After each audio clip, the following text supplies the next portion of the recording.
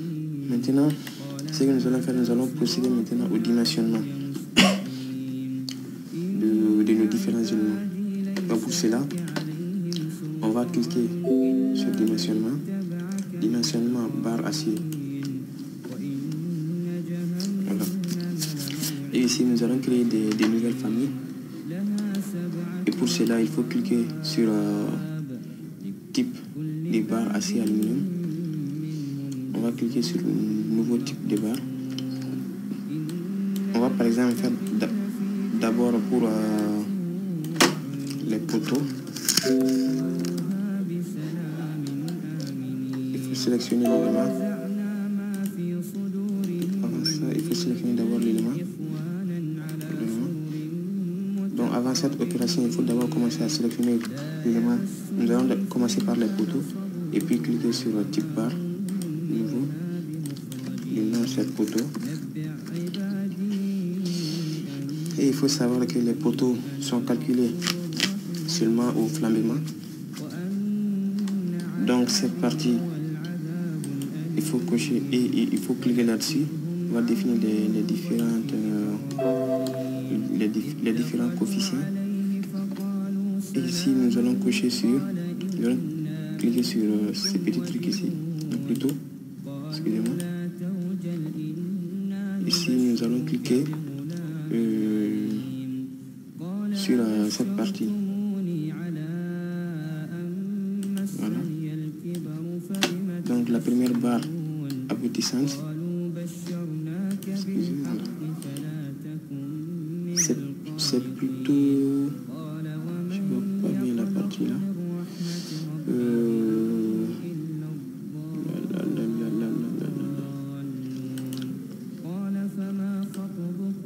Ok, on clique là-dessus et puis on ferme. De même pour cette partie.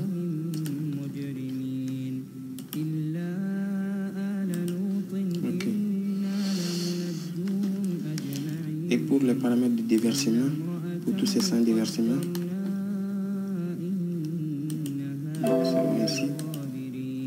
ça c'est lorsqu'il y a assemblage au niveau notamment on utilise ça pour les poutres notamment parce qu'elles sont assemblées avec les corners. Donc un supérieur ici, pour le poteau il n'y en a pas. Voilà. Les services ici, il faut cocher pour il faut cocher déplacement des nœuds et déplacement des nœuds et repère global, c'est-à-dire cette partie permet de délimiter le déplacement des nœuds. Donc elle permet de limiter le déplacement des nœuds. Ok. Bon, on n'a pas besoin de ça ici. Et puis on clique sur enregistrer, fermer. Vous voyez ici ce que nous venons de créer plutôt ici. Maintenant ce que nous allons faire, c'est de sélectionner tous les poteaux. Pour cela, nous allons cliquer sur sélection des barres, plutôt. Et puis nous allons sélectionner toutes les barres HEA, ce sont des poteaux ici. HEA ici, voilà. Donc on clique seulement sur cette partie ligne barre, automatiquement ça va copier le numéro des barres, puis appliquer. Donc maintenant tous nos poteaux subissent ces paramétrages que nous venons de faire ici. De même, nous allons créer pour les poutres. Pour cela, d'abord, on sélectionne. Et pour les poutres, nous avons deux parties. Les poutres suivants X et les poutres suivants Y. Parce que normalement, elles ne sont pas les mêmes. Cette poutre-là, elles sont des poutres qui sont assemblées avec des corners, contrairement à cette poutre suivant Y. Donc nous allons commencer par les poutres suivants et par exemple Y. On sélectionne et puis nouveau. Ici nous allons mettre poutre Y par exemple. Et les poutres, elles, contrairement aux poteaux, elles ne sont pas vérifiées au flambement. Je coche cette partie. Bien sûr, il y a des cas des cas spéciaux, il faut les vérifier. Donc, par contre, les poutres sont vérifiées au déversement. Donc, on clique là-dessus et puis nous allons cliquer éléments à 2 moments différents aux extrémités. Ok. Ici, cette poutre, c'est bon ici. La charge est appliquée directement en haut. Et supérieur ici, c'est articulé. De même ici. Ok. Service, nous allons cocher déplacement et plutôt la limitation des flèches. Pour la poutre, ce sont les nœuds. Pour la poutre, c'est la flèche. Ok. Donc, après ça, c'est bon. Enregistrer. Donc, la poutre qui a été créée, voici ici YY. Donc, nous allons aller toujours dans sélection. On va sélectionner toutes les poutres. Comme ça. Donc, on va les sélectionner manuellement. C'est mieux.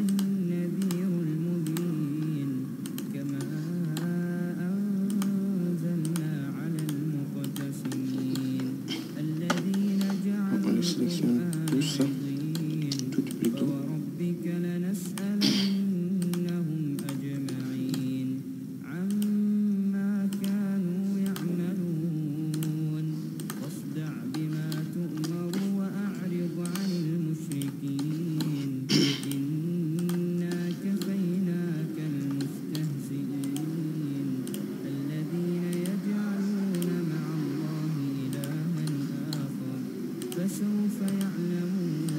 Voilà.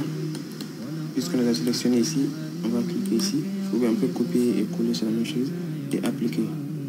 Donc ces poutres aussi subissent les paramétrages des poutres suivants Y. Nous allons sélectionner maintenant les poutres suivants X. Donc on va cliquer sur nouveau. On va mettre poutre suivant X. De même, elles ne sont pas vérifiées au flammement. Les niveaux, les types de déversement, c'est avec moment aux extrémités. Et ici, niveau de chargement ici, c'est au milieu ici, parce que ces poutres, au fait, elles subissent un assemblage dû aux pannes. Donc, leur niveau de chargement ici, c'est-à-dire donc les pannes, d'abord reprennent les forces et puis les forces notamment, plutôt les pannes reprennent la charge du bardage et les transmettent au poutres. Donc, le niveau de chargement, c'est au niveau du milieu ici. On clique là-dessus, et plutôt, milieu ici, Z1,5. Ok. Maintenant, S supérieur. Nous allons cliquer sur réducteur intermédiaire parce qu'il y a des pannes ici. Et cette partie ici. Donc, suivant les flambements, il n'y en a pas. Déversement est ici. On va coucher dans les endroits où les éléments sont présents. Et également où les nœuds internes sont présents aussi. Dans cette partie également. Dans les endroits où les mots fléchissants sont égaux à 0. Ici, ce que nous allons faire ici, c'est de prendre, je ne sais pas trop le numéro de la poutre.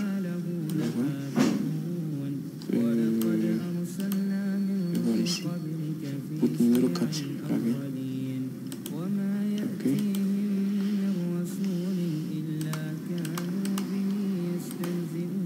Également.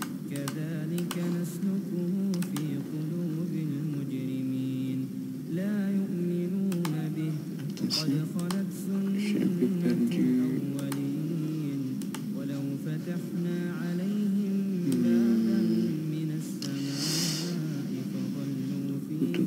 Poutre. Ok, attendez, je vais essayer de voir quelque chose là.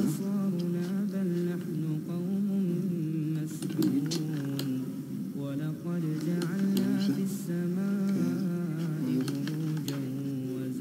39 par exemple.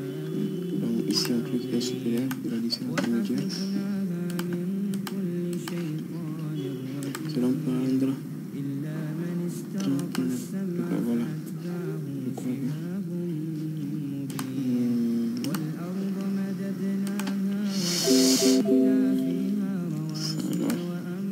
Voilà.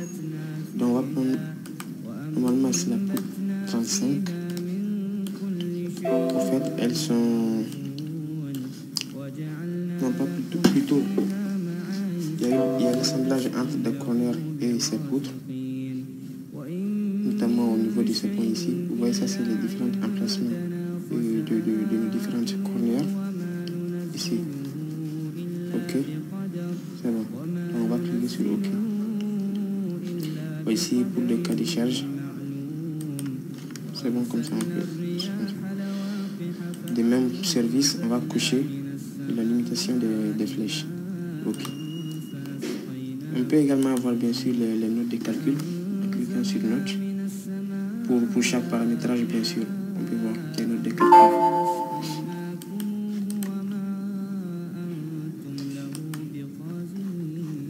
On peut voir les notes de calcul pour chaque paramétrage. OK. Donc on va enregistrer ça. Donc maintenant, voici notre poutre suivant X.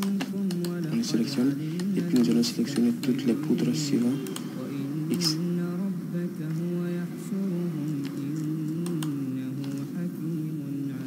D'abord sélection. OK. Sélectionne les poutres. Celle-là.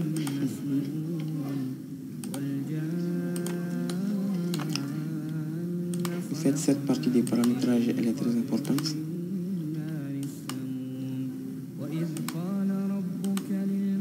Bien sûr, il faut savoir que le logiciel, c'est tout simplement une calculatrice puissante. Donc, les calculs théoriques ainsi que les cours restent indispensables. Le logiciel est là seulement pour nous permettre de gagner seulement plus de temps. Donc maintenant, on sélectionne la poutre, ici, OK, et appliquer. Et c'est bon. Donc venons de paramétrer ici nos différents éléments. Également pour les pannes aussi, on sélectionne une panne, type, nouveau, pas de flamènement. En fait, elles sont plus ou moins comme une poutre également. Ici, on va mettre ici articulé pour les pannes.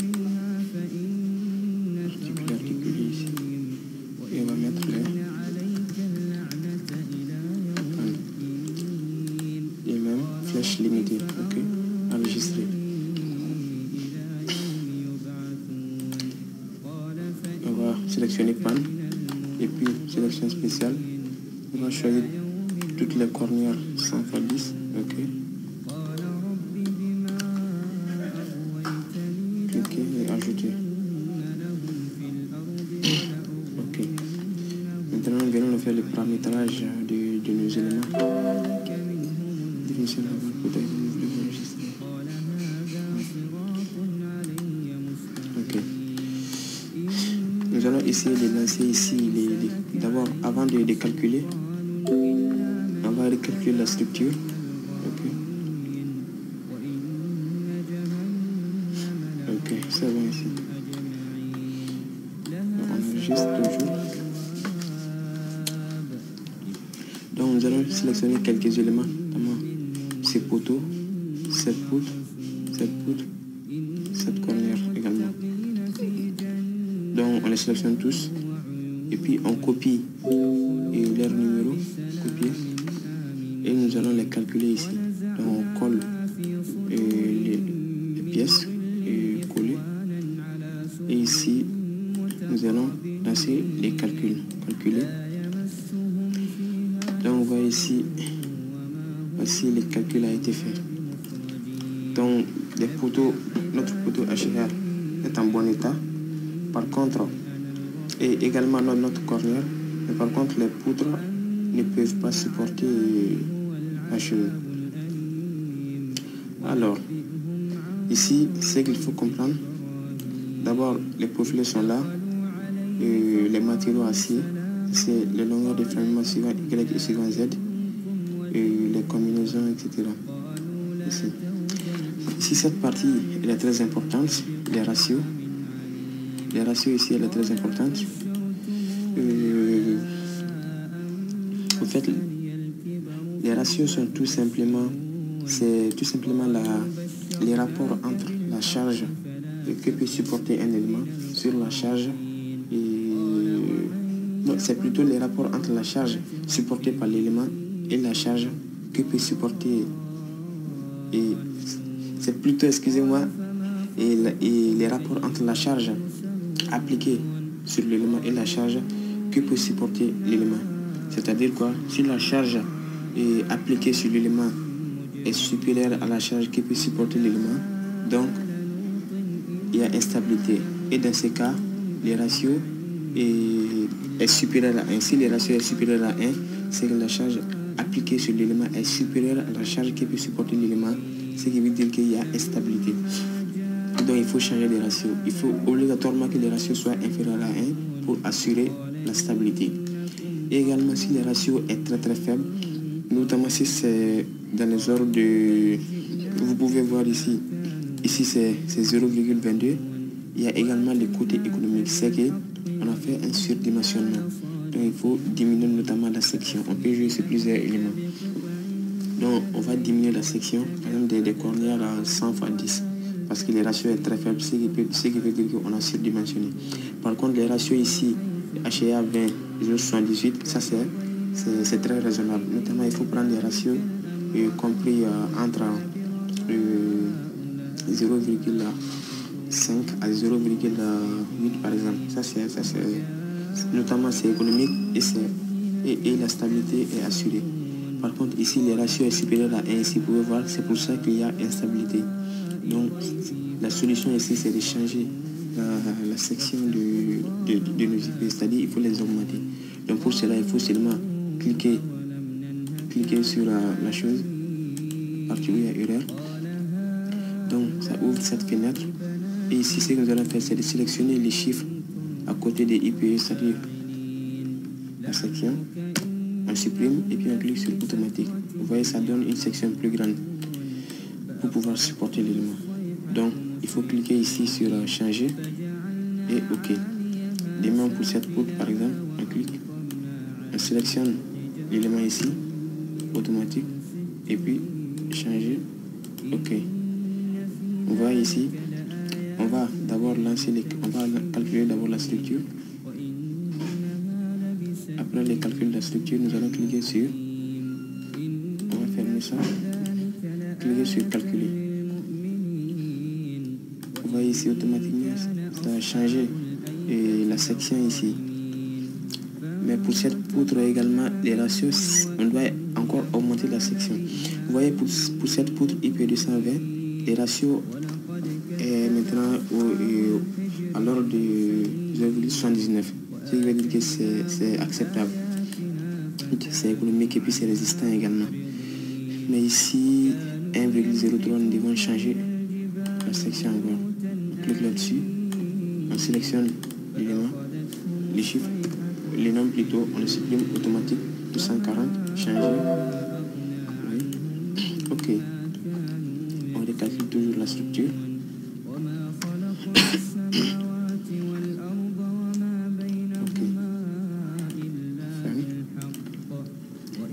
Les calculs. Voilà, vous voyez, tout est bon ici. Notamment, il faut toujours vérifier les ratios. Pour les poteaux, 0,67, oui, c'est acceptable. Les poutres 240 et 0,81, c'est bon aussi. Mais par contre, pour les cornières, on peut jouer sur les sections. Notamment, on peut diminuer, par exemple, à la section de... par exemple, à des sections de 80, je crois. Nous allons prendre... par exemple 90 je sais pas ici si on peut changer ici, je sais pas. Je vais voir. Voilà, 70 fois 7 par exemple. Changer. Oui. OK. On calcule la structure. OK. Et puis on va lancer les calculs. Voilà. Maintenant, le cornière, il y a un peu de plus encore. Certainement, il faut changer la section. Supprimer ça automatique. pas grave si c'est comme ça, on peut prendre des colonnières de 80 au lieu de 60. Bien sûr, il y a les côtés économiques, mais les côtés stabilité et prime plus, on ferme. Donc ça, c'est un peu la vérification de nos structures. Maintenant, nous allons passer à la dernière étape qui consiste à dimensionner l'assemblage.